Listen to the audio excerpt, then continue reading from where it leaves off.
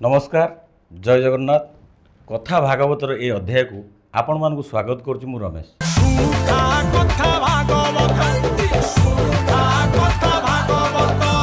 दर्शक बंधु आग को आसुची दुर्गा पूजा एबेठू कमिटी मान सब सजबाज है। दर्शक बंधु सेतेबेलर पूजा आ वर्तमान पूजा ता भितर आकाश पाताल फरक समय साथी सबकिछि बदली जाइछि। सेतेबेले माँ के प्रति लोक मानकर भक्ति देखा मिलूला किंतु एबे मूर्ति किए केते बड़ मूर्ति कर मूर्ति उपर हूँ कंटेस्ट किए 20 फुटर मूर्ति करुच्ची किए 30 फुटर मूर्ति करुच्ची। दर्शक बंधु ये मन गोटे प्रश्न आसे ये पूजार एत पैसा खर्च हो किंतु ये पैसा सब आसूची कौटू सरकार दौरान ना लोक मैंने दौरान ना पूजा कमिटी भाई मैंने दौरान केमिति हुए एत पैसार अरेंजमेंट आ पूजार सेटलमेंट आ से विषय जानापी आम सहित जोड़ी होती राजधानी पूजा कमिटर प्रेसिडेंट श्रीजुक्त मार्था बाबू आसतु आम स्वागत करवा।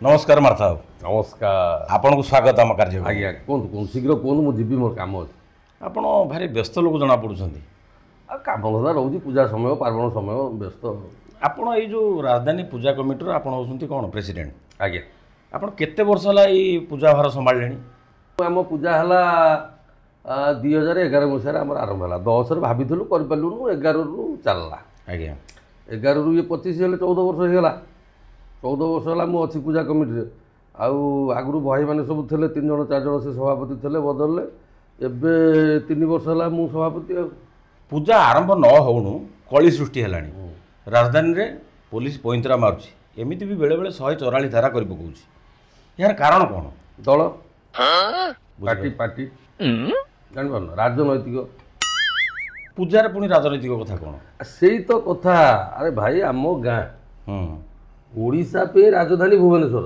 आज्ञा किंतु आम गाँ ना हूँ राजधानी अच्छा बुझीपार आज्ञा तो आम गाँव पूजाटा राजधानी पूजा मंडप कहले ओडिशा रे चांचल्य सृष्टि करछि 14 वर्ष है आज्ञा समस्त ना अच्छी समस्त नजर तापर हाँ सबुठ भल मूर्ति करती भल तोरण हुए आप आम तोरण कौन है देखिले आउ सब पूजा वाला बंगाली की डाकिकी अलग किए छपर कला किए मशीन कला सब करेंगे आज्ञा आम गाँ कथा आम भाई भाई बसिक 14 वर्ष है करूँ जिनटा जदि आम भितर किसी मनोमालिन्य है कि भल मंद होती आम भितर बस आपस आलोचना कर छिड़ी दे था आज्ञा कथा सरकार पाखक पड़ेगा केमती गला क्या गला राजनैतिक कंदल ये तुम छुआ गुड़ा काली सका बाहर तुम कर पकड़ पूजा कर जदि नुआ पिला बाहर की नुआ किसी प्रयास कर नुआ किसी करने को चेष्टा कर करूँ आपंकर असुविधा कौन अच्छी करेंगे आज्ञा हाँ से गोटे कम करेंगे सब शोषीदेवे चलू माने हाँ पूजा विषय कौन ज्ञान अच्छी कौन फटो पूजा है किसी ज्ञान नहीं कौन पूजा विषय ज्ञान कौटू डेकोरेशन वाला आसवे किए गेट कर कौटू मूर्ति आसो मूर्तिकार किए केमी पूजा हम कौ नना आसो केते लोक प्रसाद पाइबे भक्त आसवे मेलन केमी पड़ो कि जना आज ना खाली पूजा करदे।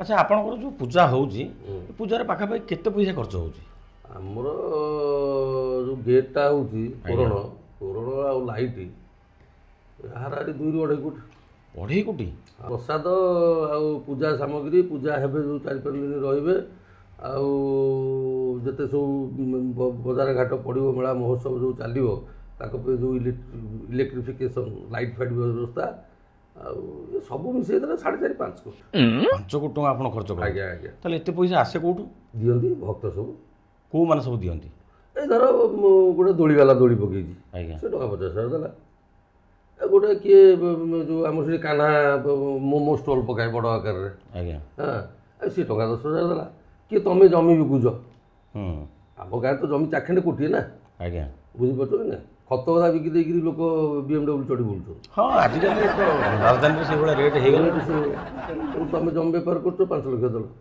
सी गोटे बिल्डर किए सी 10 लाख देला चल इतने पैसा सब दियंती देवेनि ना नदेले हम केमी अच्छा तो मन में प्रश्न आसुच कि कहीं दौरान बोली आज्ञा हाँ से कहना खोलिकी कहीं दौरान कौन शुण सपोज तुम आम एरिया सरपंच हम खाली तो आम राजधानी गाँटा सरपंच हो पार 5 खंड मौजा को लेकिन तुम सरपंच हम कि कॉर्पोरेटर हम हाँ सरपंच तो नहीं कॉर्पोरेटर से जा एका कथा से जो हम ତମେ ଆମ ଗାଁକୁ ଭୋଟ ପାଇଁ ଆସିବ, ହୁଁ କେଉଁ ଛୁଆ ଯିବେନି ତମ ସାଙ୍ଗରେ?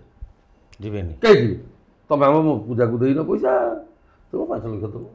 ଭୋଟ ତ ଗୋଟେ ସାମ୍ବିଧାନିକ ଅଧିକାର।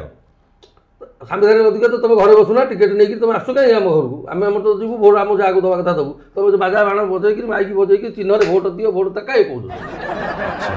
ତମକୁ ଲୋକଙ୍କୁ ହାତେ ରଖିବାକୁ, ତମେ ଜମି ବିକୁଛ ଆମ ଗାଁ ଭିତରେ ପଶିକି, ତମେ ଜମି ମାପି ଦେଇ ବିକି ଦେଇ ଚାଲିଯିବ। ଆପଣଙ୍କର ହସ୍ତକ୍ଷେପ ରହୁଛି ସେଥିରେ। ବିକିଲା ବାଲା ଦେବ, କିଣିଲା ବାଲା ବି ଦେବ। ଆଚ୍ଛା, ଆପଣ ପୂଜାରେ ଏତେ ସମୟ ସବୁ ଦେଉଛନ୍ତି, ଆପଣଙ୍କର ଯେଉଁ ଆପଣଙ୍କର ପ୍ରଫେସନ୍ କ'ଣ, ରୋଜଗାର କେମିତି ହାମ୍ପର ହେଉନି ସେଥିରେ? ଆମ ରୋଜଗାର କ'ଣ? ଆମ ରୋଜଗାର କଲେ ତ ପୂଜା, ବର୍ଷକୁ ଥରେ ହିଁ ପୂଜା କଲୁ, ଆମ ବର୍ଷ ସାରା ଚଳିଲୁ ଭିତରେ। ମାନେ ଆପଣ କହୁଛନ୍ତି ପୂଜା ପଇସାରେ ଆପଣ ବର୍ଷ ସାରା ଚଳି ଯାଉଛନ୍ତି? ଆଉ ଦେଖ, ଆମର ଧର ପୂଜା ସରିଲା, ଭସାଣି ହେବ। ଆଜ୍ଞା।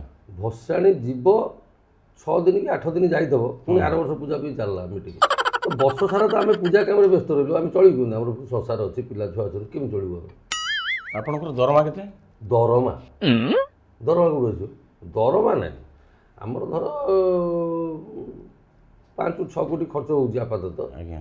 ତ ସେଥିରୁ 10% ହେଲା ମୁଁ। 10% କେତେ ଜାଣିପାରୁଛନ୍ତି ତ? 6 କୋଟି ମାନେ 60 ଲକ୍ଷ ଟଙ୍କା। ହଁ, ସେ କେଯାଏ ପଇସା କି 60 ଲକ୍ଷ ଟଙ୍କା? ଆପଣ ଯେମିତି କହୁଛନ୍ତି 50-60 ଟଙ୍କା ଭଳି। କ'ଣ କେଯାଏ ପଇସା? ସେ କ'ଣ ସବୁ ମୁଁ ଏକା ଖାଇଯାଉଛି?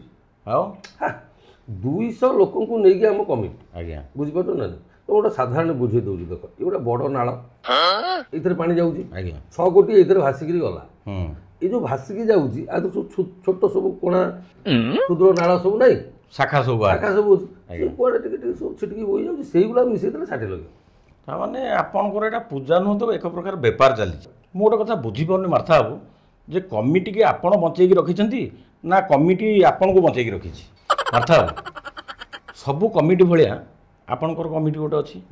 ପ୍ରତ୍ୟେକ କମିଟିରେ ପ୍ରେସିଡେଣ୍ଟ ଆଉ ସେକ୍ରେଟାରୀ ବଛାଯାଏ। ଆଚ୍ଛା, ଆପଣଙ୍କ କମିଟି ତାକୁ ବାଛେ ନା ଆପଣ ନିଜେ ନିଜେ ହେଇଯାଆନ୍ତି?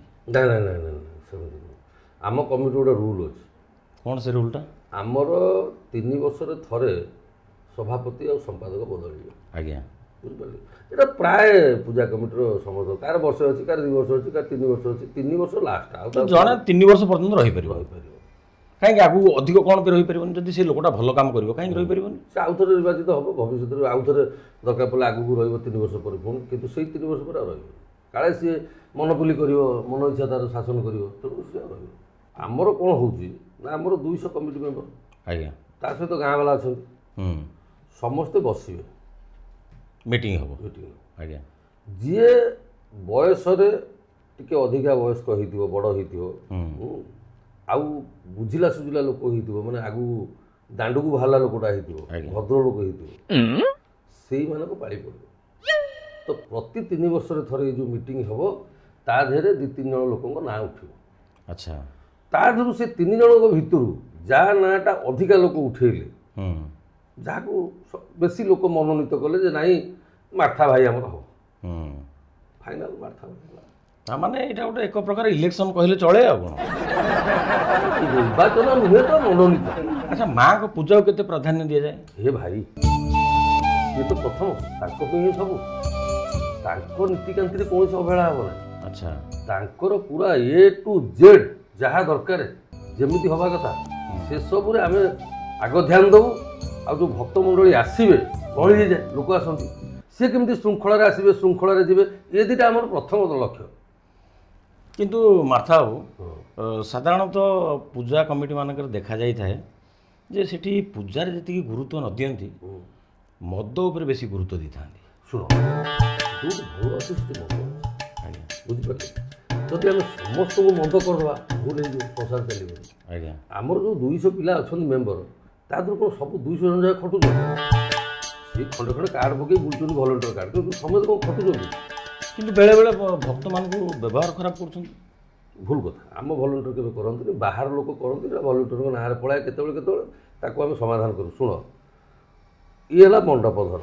ଆଜ୍ଞା। ହେଲା, ମଣ୍ଡପଠୁ 200-300 ମିଟର ଦୂରରେ ଆମର ଗୋଟେ ଛୋଟିଆ ବୁଟିକ୍ ଟୁଙ୍ଗିଟିଏ ହେଇଥାଏ, ସ୍ୱତନ୍ତ୍ର। ହଁ, 200 ମିଟର ଦୂରରେ ଯେଉଁଠି cycle, motor cycle, car stand ଅଛି, ସେଠି ଦେଖିବ ଛୋଟ ଅଫିସ ଘର ଭଳିଆ ଗୋଟେ ହେଇଥିବ। ଆଚ୍ଛା। সেটা সাইকেল স্ট্যান্ডে টিকেট পেয়েকি বা মোটরসাইকেল গাড়ি স্ট্যান্ডে টিকেট পেয়ে সে ঘরটা আজ্ঞা কিন্তু সে ঘর ଦି ଭାଗ ହେଇଥିବ ସାଧାରଣ ଲୋକଟେ ଦେଖିଲେ ଜାଣିପାରିବନି।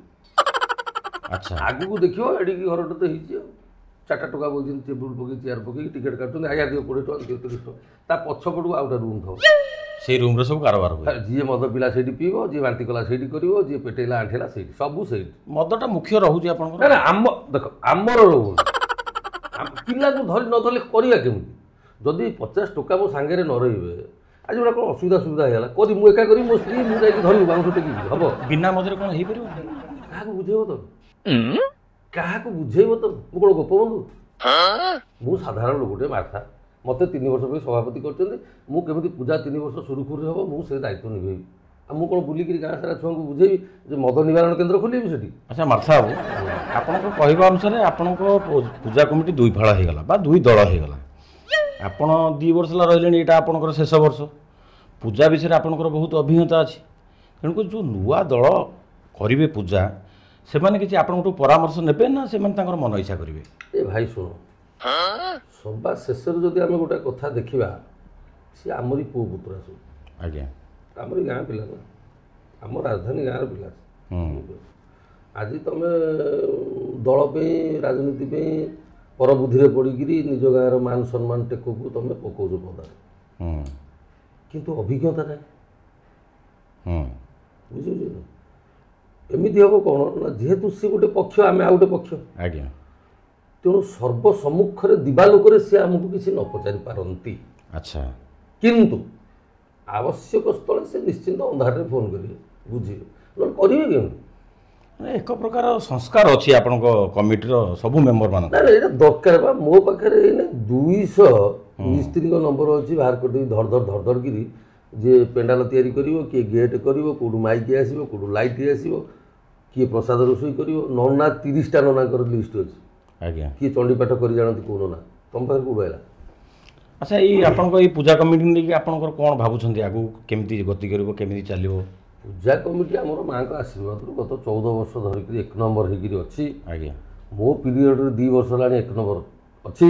ଆଜ୍ଞା ଏବେ 1 ନମ୍ବର ରହିବ ଆଗକୁ ବି 1 ନମ୍ବର ହେବ କେହି ବଦଳି ପାରିବେ। ତ ଦର୍ଶକ ବନ୍ଧୁ ଶୁଣିଲେ ତ ମାର୍ଥା ବାବୁଙ୍କର କଥା। ସେ ଜଣେ ରାଜଧାନୀ ପୂଜା କମିଟିର ପ୍ରେସିଡେଣ୍ଟ। ତାଙ୍କ ମୁହଁରୁ ଅନେକ କଥା ଶୁଣିଲି ଆପଣମାନଙ୍କୁ ନିଶ୍ଚିତ ଭଲ ଲାଗିଥିବ। ଆଜି ତ ସମୟ ହେଇଯାଇଛି ଦର୍ଶକ ବନ୍ଧୁ ଆଜି ପାଇଁ ଏତିକି ରହିଲି। ନମସ୍କାର ଜୟ ଜଗନ୍ନାଥ।